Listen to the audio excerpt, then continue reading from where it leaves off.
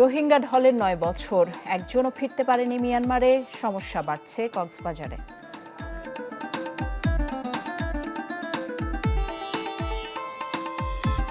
রংপুরে ৪ খুনে ব্যবহার হয়নি কোনো দাহ্য পদার্থ, শ্বাসরোধে মৃত্যু, জানালেন চিকিৎসক। খোয়াই নদীর বাঁধ পরিদর্শনে পানি সম্পদ প্রতিমন্ত্রী, ১৫ দিনের মধ্যে কাজ শেষের নির্দেশ।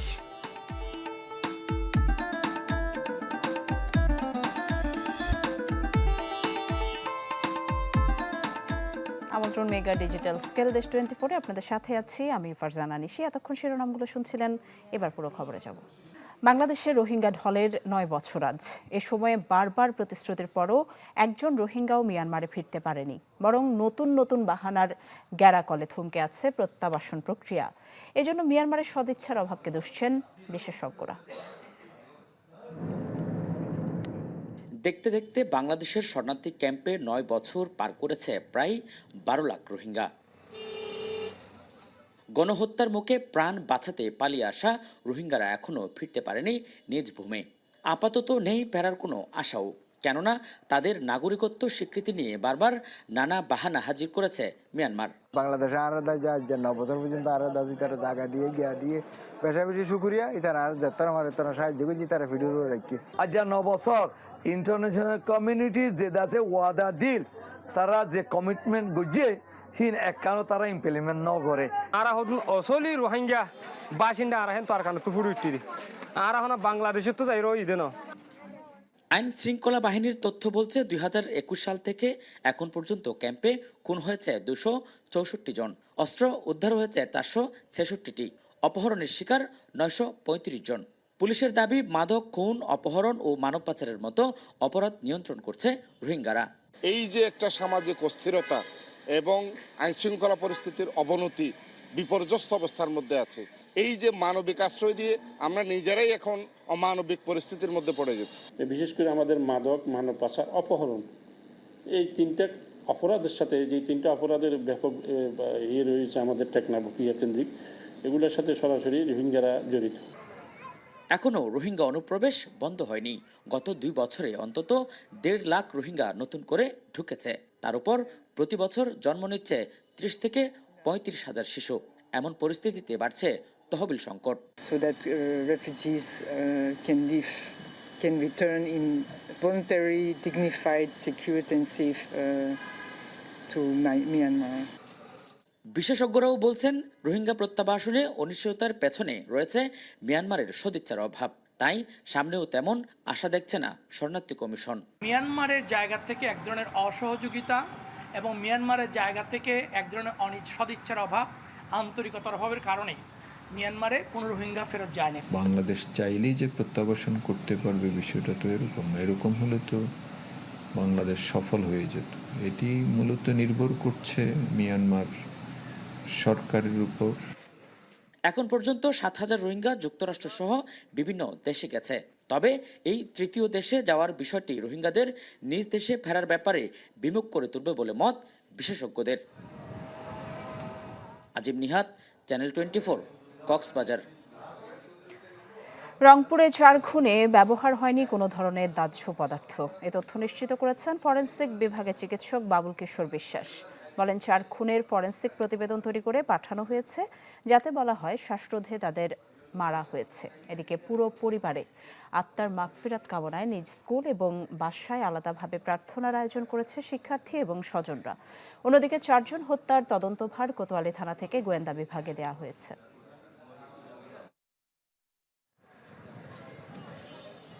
গলার ফাইন্ডিংসটাই আমরা বেশি পেয়েছি এবং আমরা মনে করছি যে শ্বাসরুদ্ধ করেই হত্যা করা হয়েছে। কেমিক্যাল দিয়ে ঝলসানো না, এটা হচ্ছে পচন প্রক্রিয়ারই একটা অংশ। পচন প্রক্রিয়ারই একটা অংশ, যে আপনার যে অংশটা এক্সপোজ থাকে সাধারণত সে অংশটা আস্তে আস্তে কালো হয়ে যায় এবং পুরো বডি অ্যাকচুয়ালি আস্তে আস্তে পচনের প্রক্রিয়াতেই কালো হয়ে যায়। মাদক বিরোধী অভিযানের নামে কক্সবাজারের পৌর কাউন্সিলর একরামুল হক হত্যা মামলায় ব্রিগেডিয়ার জেনারেল মিফতাউদ্দিন আহমেদ এবং সাবেক এমপি আব্দুর রহমান বদির গ্রেফতার দেখিয়ে কারাগারে পাঠানোর নির্দেশ দিয়েছেন ট্রাইব্যুনাল। প্রসিকিউশনের আবেদনে আন্তর্জাতিক অপরাধ ট্রাইব্যুনাল 2 এই আদেশ দেন। এর আগে 26 জুলাই শেখ হাসিনা সহ 11 জনের বিরুদ্ধে আন্তর্জাতিক অপরাধ ট্রাইব্যুনালে আনুষ্ঠানিক অভিযোগ দাখিল করে প্রসিকিউশন। আমলে নিয়ে পলাতক আসামিদের বিরুদ্ধে গ্রেফতারি পরোয়ানা এবং আটক 3 জনকে হাজিরের নির্দেশ দেন আদালত। একরাম হত্যাকাণ্ডের সময় র্যাবের মহাপরিচালক ছিলেন বেনজির আহমেদ। যুক্তরাষ্ট্রের নিষেধাজ্ঞায় তার পাশাপাশি র্যাব 7-এর সাবেক অধিনায়ক মিফতাউদ্দিন আহমেদের নামও আসে।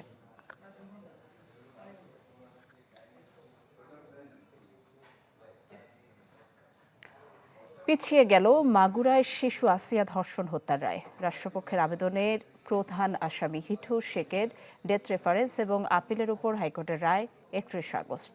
বিচারপতি ভীষ্মদেব চক্রবর্তী এবং বিচারপতি কে এম রাশেদুজ্জামান রাজার হাইকোর্ট বেঞ্চ রায়ের দিন পিছিয়ে নতুন দিন ঠিক করে দেন। গত বছর 5 মার্চ রাতে শিশু আসিয়া নির্মমতার শিকার হয় মাগুরা সদর উপজেলায়। রমজানের ছুটিতে শহরের নিজ নান্দুয়ালি এলাকায় বোনের বাড়িতে বেড়াতে গেলে শিশুটি ধর্ষিত হয়। বোনের শ্বশুর হিটু শেখ শুধু ধর্ষণই করেনি, হত্যারও চেষ্টা চালান। পরে চিকিৎসাধীন অবস্থায় ঢাকার সম্মিলিত সামরিক হাসপাতালে মৃত্যু হয় শিশু আসিয়ার।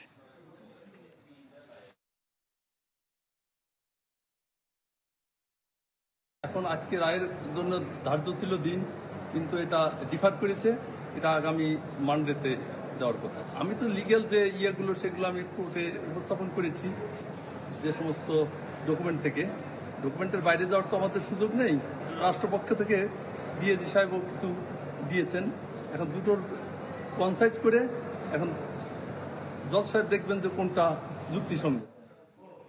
শ্রমিক মারধরের বিচার এবং মাহেন্দ্রা চলাচল বন্ধের দাবিতে বরিশালে ফের চলছে বাস ধর্মঘট। আরও জানাতে যোগ দিচ্ছেন কাউসার হোসেন রানা। রানা, বাস ধর্মঘটের সবশেষ খবর জানাবেন এবং যাত্রীদের ভোগান্তির খবরও জানতে চাই বাস ধর্মঘটের কারণে।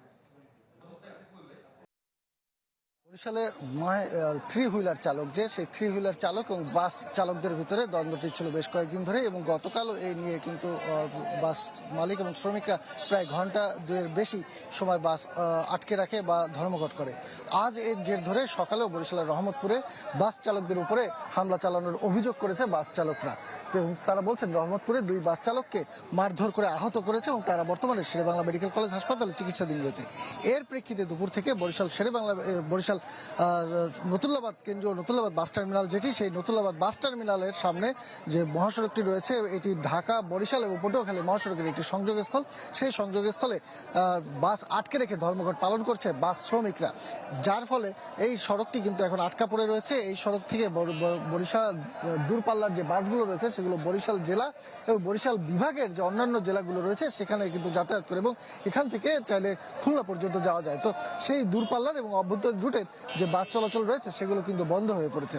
এর ফলে সাধারণ যে যাত্রী রয়েছেন তারা কিন্তু দুর্ভোগের শিকার হয়েছেন, এবং আপনি দেখতে পাচ্ছেন অসংখ্য মানুষজন এখানে দাঁড়িয়ে রয়েছে, যার ভিতরে বাস শ্রমিক যেমন রয়েছেন বাস যাত্রীরাও, এবং এর পাশাপাশি অন্যান্য যে যানবাহনগুলো রয়েছে সেগুলো কিন্তু আটকা পড়েছে। এবং এখন আমরা দেখতে পাচ্ছি এখানে শ্রমিক যারা রয়েছেন তাদেরকে প্রশাসনের পক্ষ থেকে সমঝোতার জন্য আসা হয়েছে, তাদের সাথে কথা বলছেন, কিন্তু তারা এখন পর্যন্ত তাদের যে দাবি যে শ্রমিকদের উপরে হামলা চালানো হয়েছে বলে তারা অভিযোগ করছে, সেই হামলার ঘটনার সুষ্ঠু বিচার, তাদেরকে গ্রেপ্তার এবং 3 হুইলার মহাসড়কে চলাচল নিষিদ্ধের জন্য যে আইনটি রয়েছে সেটি কার্যকর, অর্থাৎ 3 হুইলার মহাসড়কে চলতে পারবে না। এই যে দাবিগুলো যতক্ষণে মেনে না নেওয়া হবে ততক্ষণ পর্যন্ত তারা এই যে ধর্মঘট রয়েছে সেখান থেকে উঠবে না, এমনটি তারা হুঁশিয়ারি দিয়েছে। এবং সেই হুঁশিয়ারির প্রেক্ষিতে এখন পর্যন্ত তাদের যে কর্মসূচি সেই কর্মসূচি অব্যাহত রয়েছে।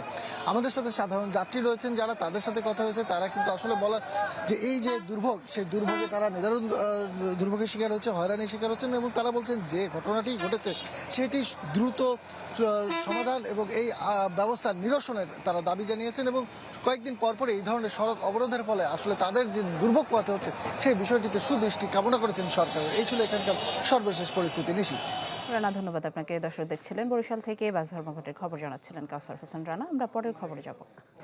গ্যাস সংকটের তীব্র আঁচড় লেগেছে চট্টগ্রামের শিল্প খাতে। উৎপাদন নেমেছে প্রায় অর্ধেকের ঘরে। স্থানীয় কিংবা রপ্তানিমুখী শিল্প সবই চলছে খুঁড়িয়ে খুঁড়িয়ে। শিগগিরই সমাধান অনিশ্চিত হওয়ায় চোখে অন্ধকার দেখছেন উদ্যোক্তারা। ফখরুল ইসলামের রিপোর্ট দেখুন, ছবি তুলেছেন আবু জাহেদ। গ্যাসের অভাবে সব যন্ত্র সচল নেই, তাই অলস বসে আছে কালুরঘাট শিল্পনগরীর ক্লিফটন টেক্সটাইলের কর্মীরা। অন্যান্য টেক্সটাইলেরও একই দুরবস্থা। অনেকটাই খুঁড়িয়ে খুঁড়িয়ে চলছে বন্দরনগরীর ডাইং কারখানাগুলোও। ফ্যাব্রিক মসৃণ করা, ফিনিশিং বা রং মেশানো সবটাই হোঁচট খাচ্ছে গ্যাসের অভাবে। মেশিন চালাতে হচ্ছে রেশনিং করে। স্বাভাবিক সময়ে প্রতি কারখানায় গ্যাস সরবরাহ 70-80 PSI থাকলেও এখন মিলছে গড়ে 20-25।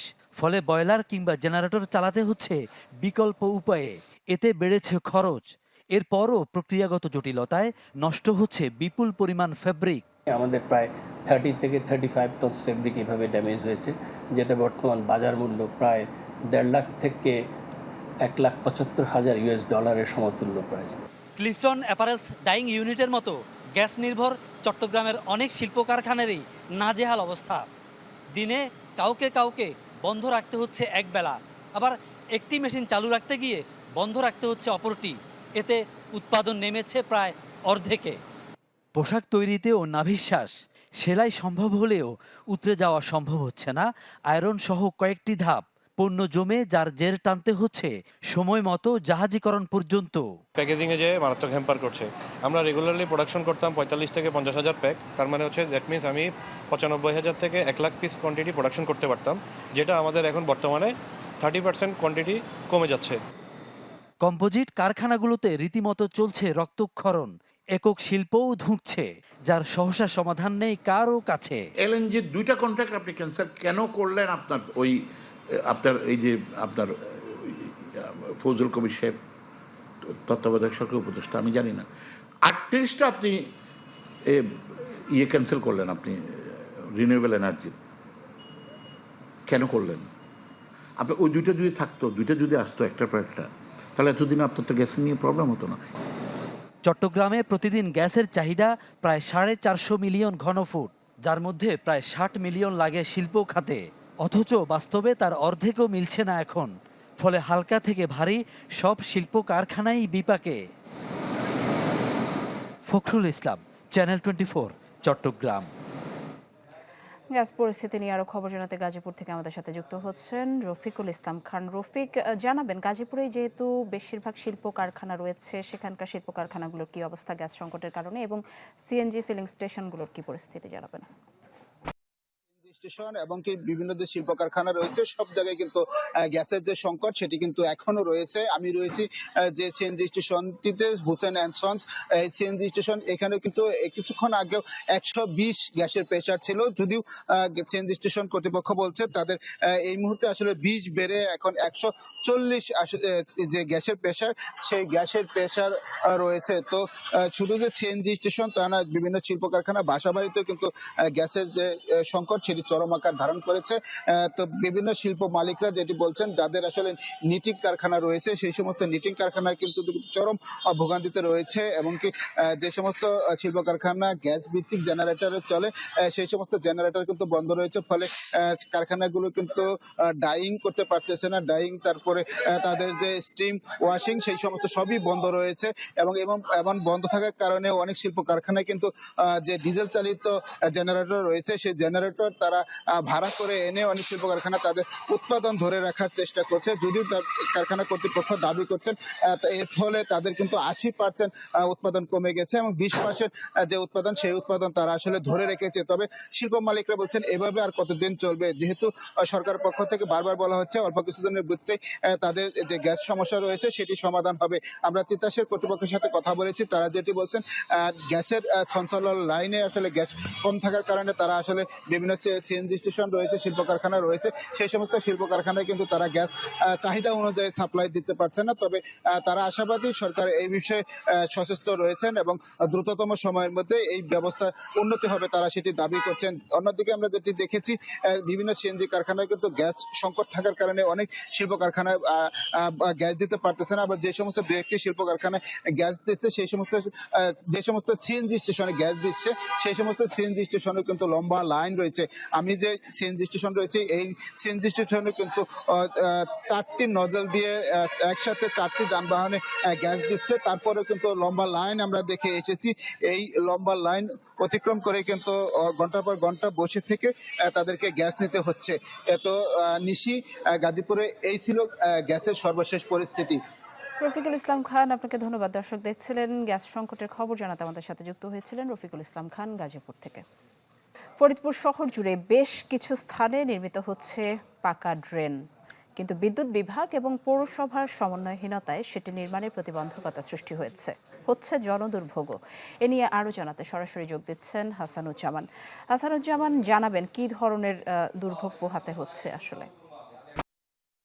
জুড়েই কিন্তু আমরা দেখছি যে পৌরসভার পক্ষ থেকে পাকা ড্রেন নির্মাণ করা হচ্ছে। আমরা এই জনদুর্ভোগের চিত্রগুলো দেখছি প্রায় গত 1-1.5 মাসে, বিশেষ করে যখন বর্ষা মৌসুমে এবং পানি এবং রাস্তা ভাঙা, ড্রেন এগুলো সব একাকার হয়ে খুব মানুষের দুর্ভোগ তৈরি হচ্ছে। আমরা খোঁজ নিয়ে জানতে পেরেছি পৌরসভা ওয়ার্ল্ড ব্যাংকের অর্থায়নে একটি প্রকল্প বাস্তবায়ন করছে, যার আওতায় 6.5 কিলোমিটার ড্রেন তৈরি হচ্ছে, যেটি একটি বড় কাজ। 20 কোটি টাকা ব্যয়ে সেটি চলছে এবং তাদের হিসেবে 55 ভাগ কাজ ইতিমধ্যে শেষ হয়েছে। কিন্তু আমরা দেখতে পাচ্ছি যে এই কাজের যে সমন্বয়হীনতা রয়েছে, বিদ্যুৎ বিভাগের খুঁটিগুলো বিভিন্ন জায়গায় রয়েছে। আমরা যদি একটু দেখানোর চেষ্টা করি যে বিদ্যুৎ বিভাগের খুঁটি রয়েছে মাঝখানে, তার পাশাপাশি কিন্তু ড্রেন তৈরি হচ্ছে, যে কারণে কিন্তু এই ড্রেন তৈরি কিন্তু বিলম্ব হচ্ছে বা বিঘ্নিত হচ্ছে এবং জনগণের একটি দুর্ভোগও আমরা দেখছি যে একদম খুব সিভিল সার্জনের বাসার সামনে একটি গুরুত্বপূর্ণ সড়ক, সেখানে আমরা দেখছি, আমরা ক্যামেরা দেখানোর চেষ্টা করি যে একই রাস্তার অর্ধেক জুড়ে কিন্তু এই ড্রেনের নির্মাণ কাজ হচ্ছে, যে কারণে যানবাহনগুলো চলাচলে কিন্তু সমস্যা হচ্ছে। আমরা এই নিয়ে কথা বলার জন্য আমরা চেষ্টা করব স্থানীয় বাসিন্দা এবং এই পাশেই তার অফিস, ফরিদপুরের যে নাগরিক মঞ্চের সাধারণ সম্পাদক পান্না বালা, তিনি বলবেন আসলে কি অবস্থা। আসলে আমাদের দেশের যে বিষয়টা নিয়ম হয়ে দাঁড়িয়েছে যে সব খোরাখুরির ব্যাপারটা বর্ষা মৌসুমে হচ্ছে, যার ফলে দুর্ভোগ বেশি বাড়ছে।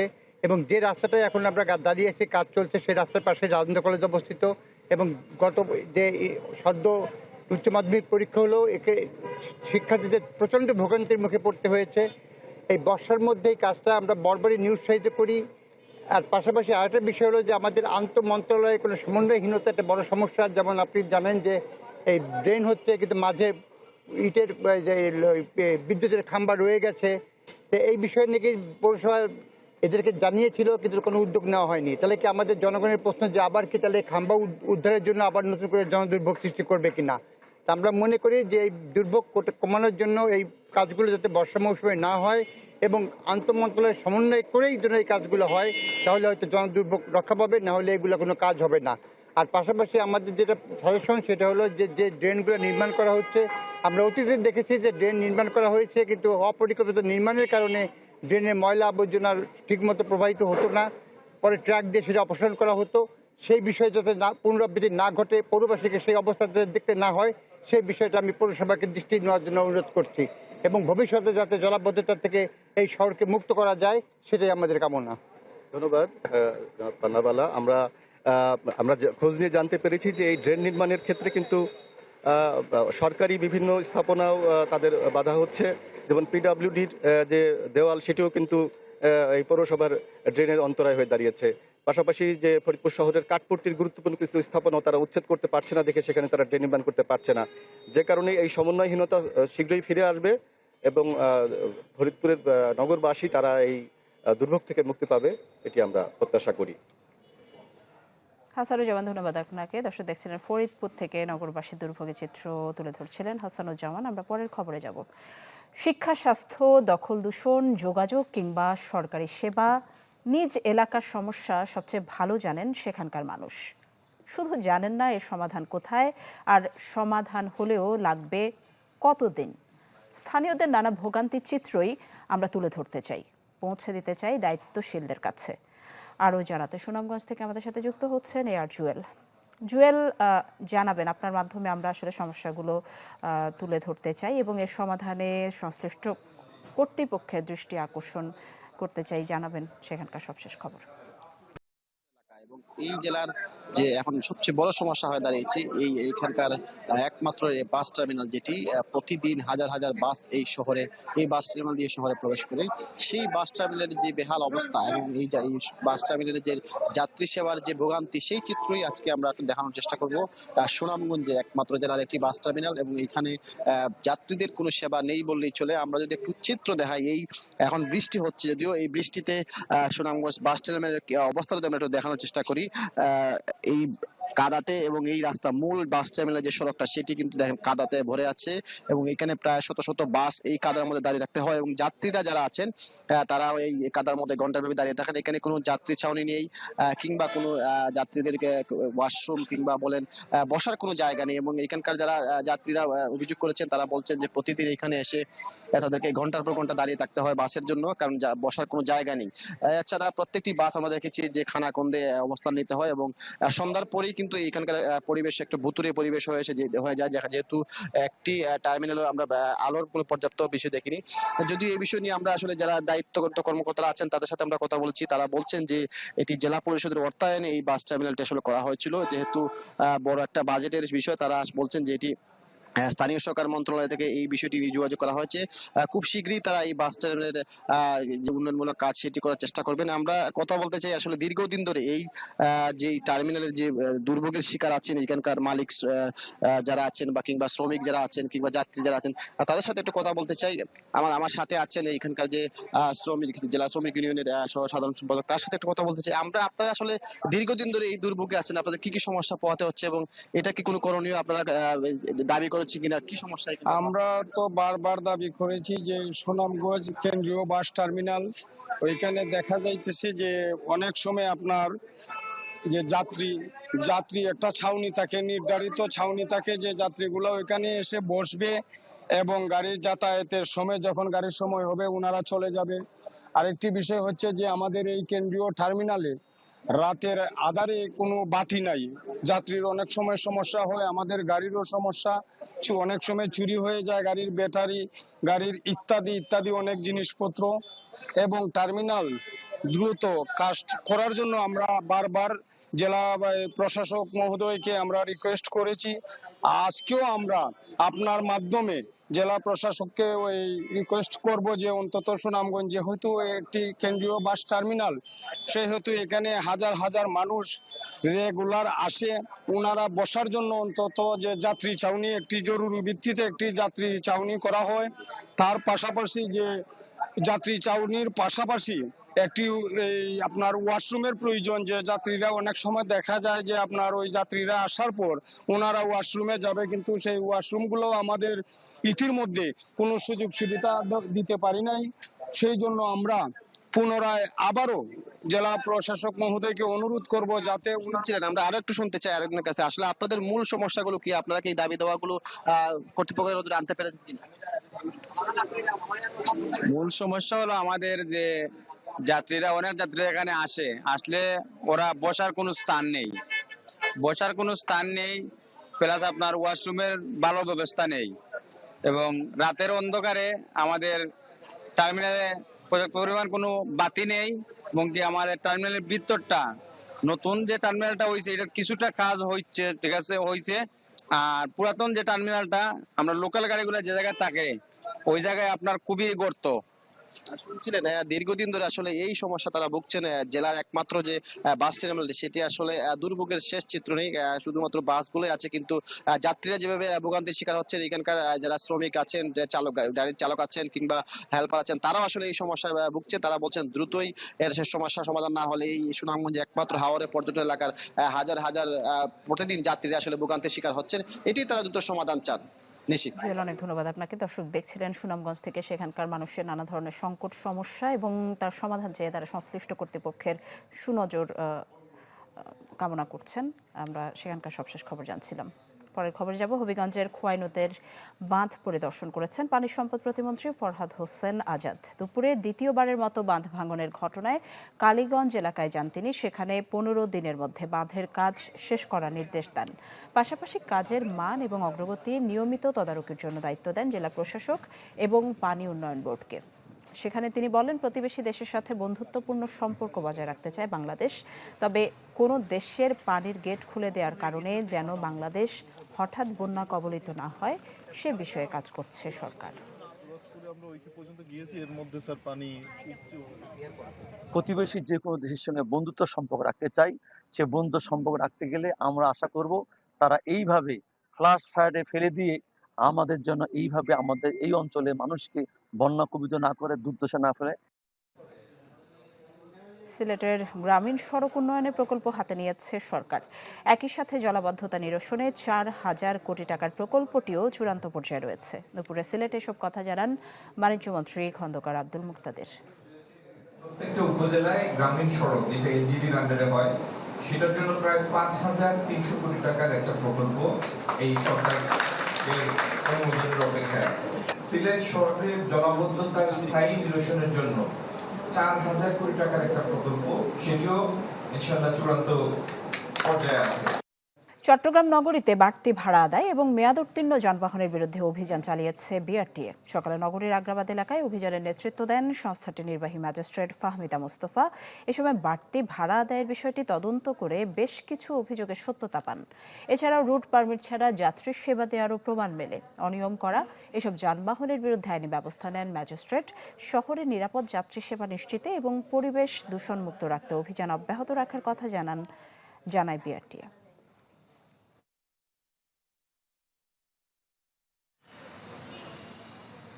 ভাড়ার অভিযোগ যাত্রীদের কাছ থেকে যাচাই করার চেষ্টা করেছি, তো সেই অভিযোগটা সব ক্ষেত্রে সঠিক তাও না।